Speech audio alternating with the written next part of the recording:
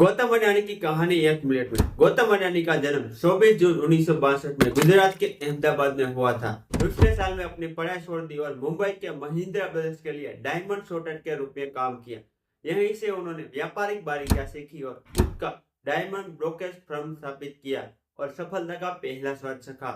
1981 में वे अपने बड़े भाई मनसुख भाई अडानी की प्लास्टिक फैक्ट्री में काम करने के लिए अहमदाबाद लौट आए। यहीं से उन्होंने पीवीसी के आयात के माध्यम से इंटरनेशनल व्यापार में प्रवेश किया। 1988 में उन्होंने कमोडिटी एक्सपोर्ट इंपोर्ट करने वाले अडानी एक्सपोर्ट की स्थापना की। 1985 में उन्हें गुजरात के मुद्रा पोर्ट के संचालन करने का अनुबंध मिला। यह उनकी व्यावसायिक यात्रा का एक महत्वपूर्ण मोड़ था। आज गौतम अडानी ने अपने व्यवसाय को कई क्षेत्रों में विस्तार किया है, जिसमें कोयला खनन, बिजली उत्पादन, रियल एस्टेट, कृषि व्यवसाय, हवाई अड्डे, प्राकृतिक गैसें, सीमेंट, मीडिया हाउस और रक्षा क्षेत्र शामिल है।